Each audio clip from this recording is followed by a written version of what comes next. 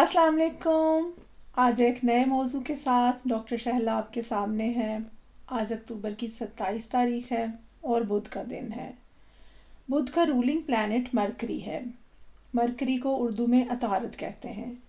Mercury या अतारद हमारे निज़ाम शमसी का सबसे छोटा और सूरज के करीब तरीन सैयारा है। ये इतना छोटा है कि हमारे चाँद से थोड़ा सा ही बड़ा है। सूरज के करीब तरीन होने की वजह से सूरज के गिर्द ये अपना चक्कर सिर्फ 88 दिन में पूरा कर लेता है। अपने एक्सिस के गिर्द इसकी रेवोल्यूशन इतनी स्लो है कि इसका एक दिन हमारी ज़मीन के तकरीबन 59 दिनों के बराबर है। मरकरी को लिखने पढ़ने, अक्ल, शऊर, तालीम, तिजारत, कम्युनिकेशन स्किल्स, साइंस, टेक्नोलॉजी के साथ मंसूब किया जाता है। पामिस्ट्री में मरकरी से मंसूब चंगली उंगली है, ये वाली उंगली।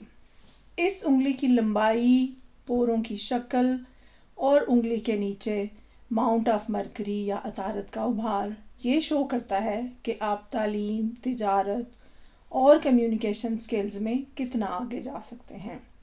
आपके पास गुफ्तगू का जादू है या नहीं। पामिस्ट्री पे बात हुई तो बहुत लंबी हो जाएगी। इससे मुतल्लिक़ गुफ्तगू को फिर किसी दिन पे उठा रखते हैं। अभी मैं वापस आना चाहती हूँ बुध पे। बुध को इंडो पाक के एस्ट्रोलॉजर बुद्धि यानी कि अक्ल का दिन समझते हैं। मरकरी या अतारद से मंसूब सब्ज़ रंग को बुध के दिन का रंग करार दिया जाता है। सब्ज़ रंग आँखों को इंतहाई ठंडक का एहसास देता है और रंगों के स्पेक्ट्रम में सब्ज़ बिल्कुल दरमियान में आता है। विबगियोर आपको याद तो होगा, violet, Indigo, blue, green, yellow, orange और रेड, ये है लाइट का स्पेक्ट्रम। सब्ज़ रंग बिल्कुल दरमियान में आते हुए म्याना रवी और तवाज़ुन का रंग है। बिल्कुल दरमियाना, ना ठंडा ना गर्म। क्या आप मुझे सब्ज़ रंग से मंसूब कोई मुहावरा बता सकते हैं? सोचिए। चले मैं ही बता देती हूँ। सावन के अंधे को हरा ही सूझता है। जैसा कि मैंने पहले भी बताया, बुध को अहले पाको हिंद बुद्धि का दिन समझते हैं और आपने कई दफ़ा अपनी माँओं या बड़ी बूढ़ियों को ये कहते सुना होगा, बुध कामसुद। सुना है कि नहीं? आई एम श्योर कि ज़रूर सुना होगा। इसका मतलब ये है कि अगर आप कोई काम बुध को करेंगे तो वो सीधा होगा। वल्लाह आलम, अल्लाह बेहतर जानता है, मैं नहीं जानती।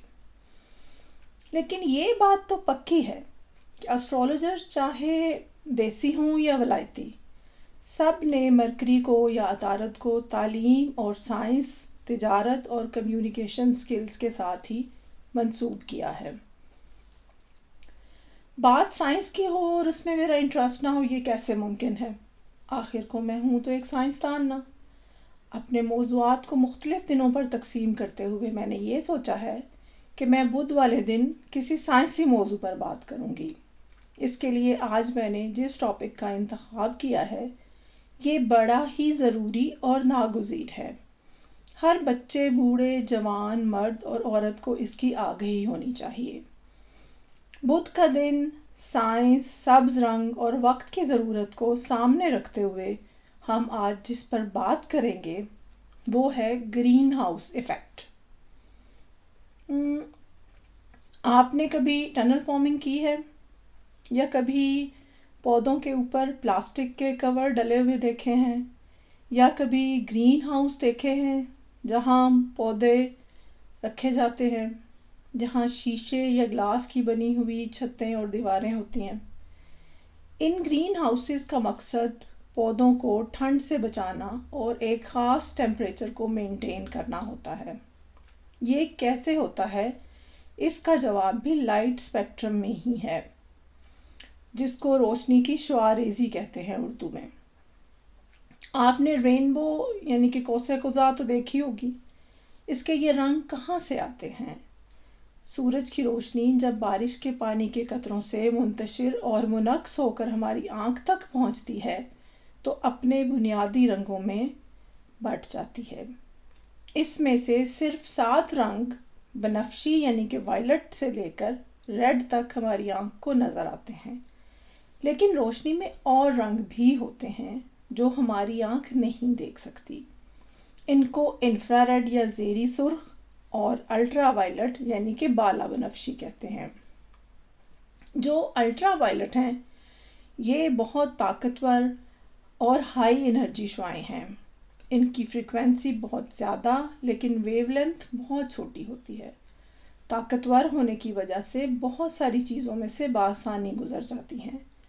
الٹرا وائلٹ سے لے کر انفرا ریڈ تک بالترتیب شعاعوں کی انرجی اور فریکوینسی کم ہوتی جاتی ہے، لیکن ان کی ویو لینتھ بڑھتی چلی جاتی ہے۔ جیسے جیسے ہم اسپیکٹرم میں نیچے کی طرف سفر کرتے ہیں، شعاعوں کی انرجی اور جذب ہونے کی یا کسی بھی چیز میں سے گزر جانے کی صلاحیت کم ہوتی جاتی ہے، اور ہر وہ چیز جس کا ٹیمپریچر ایبسلیوٹ زیرو یعنی کہ -273 ڈگری سینٹی گریڈ سے زیادہ ہے وہ حرارت کی شعاعیں یعنی کہ تھرمل ریز یا تھرمل ویوز خارج کرتی ہے۔ کیا آپ کو معلوم ہے کہ ہمارا باڈی ٹیمپریچر کتنا ہے؟ جی ہاں، ہمارا باڈی ٹیمپریچر 37 ڈگری سی یا 98.4 ڈگری فارنہائٹ ہے۔ ہم اور آپ بھی یہ تھرمل ویوز ڈسچارج کرتے ہیں، یعنی ہر چیز اپنے درجہ حرارت کے مطابق مختلف قسم کی شعاعیں یا ریڈیشن خارج کرتی ہے۔ آپ نے اکثر نوٹ کیا ہوگا کہ جہاں زیادہ رش اور بھیڑ ہوتی ہے وہاں بہت گرمی ہو جاتی ہے۔ یہ سب ہماری خارج کردہ تھرمل ریڈیشن کی وجہ سے ہوتا ہے۔ چونکہ یہ ریڈیشن انفرا ریڈ زون میں آتی ہے اس لیے ہمیں نظر تو نہیں آتی، لیکن گرمی تو ہو جاتی ہے۔ آپ نے اکثر یہ بھی نوٹ کیا ہوگا کہ آپ اپنی گاڑی دھوپ میں کھڑی کر کے گئے ہیں اور جب واپس آئے ہیں تو گاڑی کے اندر کا ٹیمپریچر باہر کی نسبت کافی زیادہ ہوتا ہے۔ سب نے کیا ہے نا نوٹ؟ یا پھر آپ نے یہ بھی دیکھا ہوگا کہ جس دن بادل بنے ہوتے ہیں اس دن گرمی اور حبس زیادہ ہوتا ہے نسبت اس دن کے جس دن مطلع صاف ہو۔ کیا خیال ہے؟ اگر ابھی تک نوٹ نہیں کیا ہے تو اگلی دفعہ ضرور کیجیے گا۔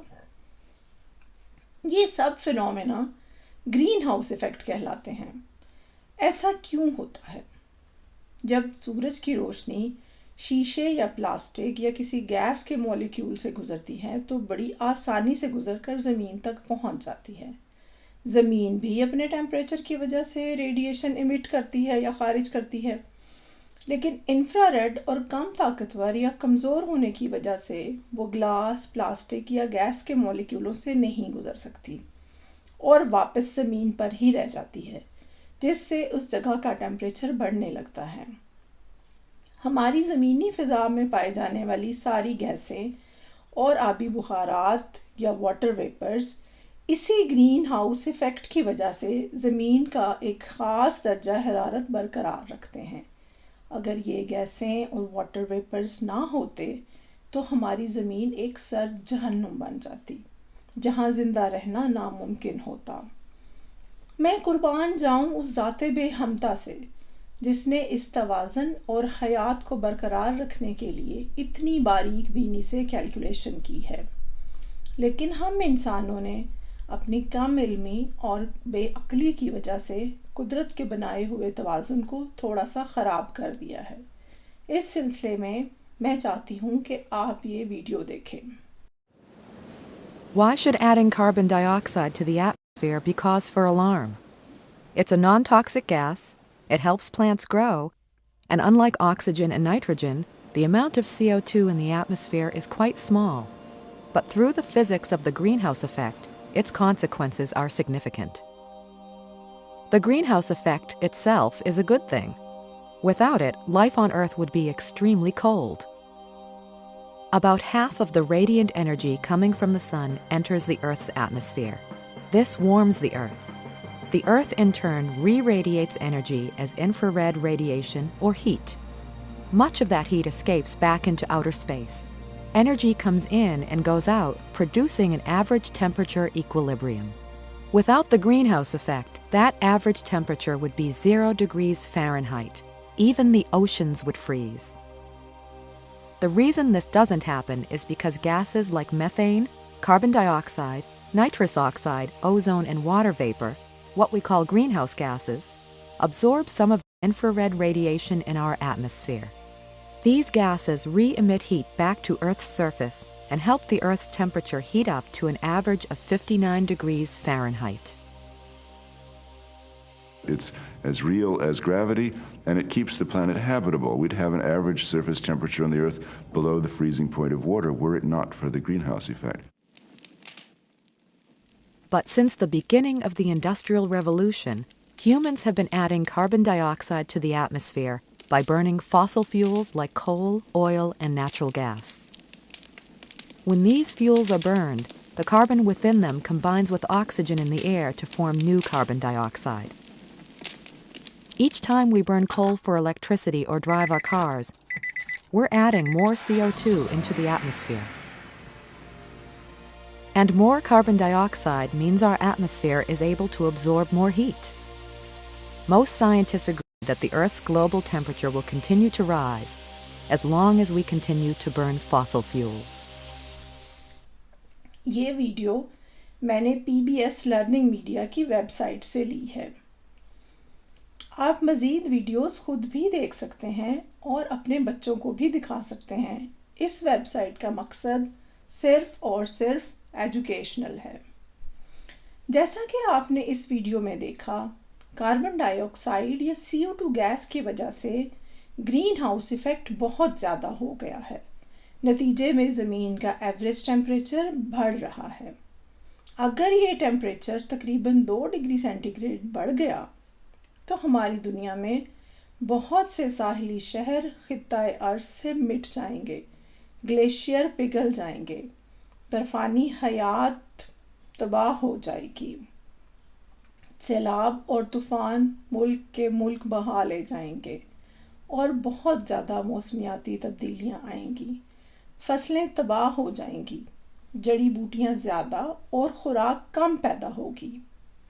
CO2 یا کاربن ڈائی آکسائڈ وہ گیس ہے جو ہم انسان اور دوسرے حیوانات اپنی سانس کے ساتھ خارج کرتے ہیں۔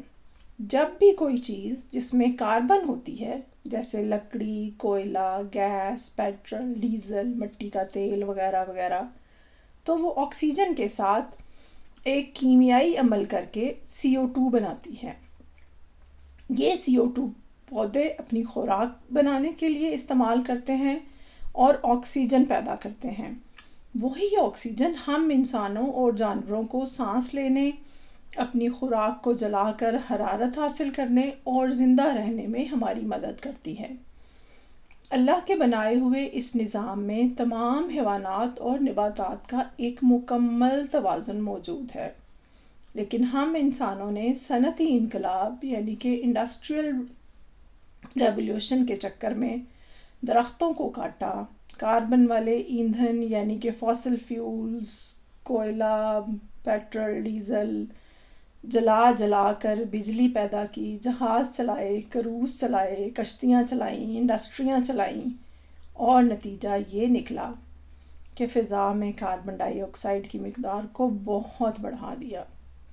پچھلے 150 سال میں یہ مقدار 280 ppm سے بڑھ کر تقریباً 417 ppm ہو گئی ہے، جو کہ انتہائی خطرناک ہے۔ ppm کا مطلب ہے پارٹس پر ملین، یعنی کہ گیس کے 10 لاکھ مالیکیولز میں CO2 کے کتنے مالیکیول ہوتے ہیں۔ تو آج سے تقریباً 1.5 صدی پہلے ہوا کے ہر 10 لاکھ مالیکیولوں میں CO2 کے 218 مالیکیول تھے، لیکن اب یہ تعداد بڑھ کر 417 ہو گئی ہے۔ یہ تقریباً 45% انکریز ہے۔ امید ہے کہ آپ کو آج گرین ہاؤس ایفیکٹ کو سمجھنے میں کچھ مدد ملی ہوگی۔ کس طرح مختلف گیسوں، خاص طور پر CO2 کی وجہ سے موسمی تبدیلیاں ہو رہی ہیں، سائنسدان اس کے لیے کیا کر رہے ہیں، اور ہم کس طرح اپنا طرز زندگی بدل کر خود کو، اس کرۂ ارض کو اور آنے والی نسلوں کو اس ممکنہ تباہی سے بچا سکتے ہیں۔ یہ سب جاننے کے لیے میرے چینل کے ساتھ وابستہ رہیے، انشاءاللہ ہم مزید اس پر بات کریں گے۔ ساتھ رہنے کا بہت شکریہ۔ آخر میں یہ کہوں گی، کہیں ایسا نہ ہو بقول شاعر، سایہ طلب گئے جدھر بول اٹھے وہیں شجر، سایہ طلب گئے جدھر بول اٹھے وہیں شجر، آئے ہو اب مسافرو جب ہمیں دھوپ کھا گئی۔ اس سے پہلے کہ ان درختوں کو دھوپ کھا جائے اور ہم انسان اپنے کاموں سے باز نہ آئیں، ہم سب کو سوچنا ہوگا، مجھے، آپ کو، سائنسدانوں کو، بچوں کو، بوڑھوں کو، جوانوں کو، سب کو یہ سوچنا ہوگا کہ ہم کس طرح سے اپنے اس کرۂ ارض کو بچا سکتے ہیں اس مصیبت سے، جس کی وجہ سے کچھ بھی غلط ہو سکتا ہے۔ میرے ساتھ رہنے کا بہت شکریہ۔ اپنا اور اپنے چاہنے والوں کا خیال رکھیے گا۔ آپ سے دوبارہ ملاقات ہوگی کسی نئے موضوع کے ساتھ، انشاءاللہ پھر ملیں گے۔ اللہ حافظ۔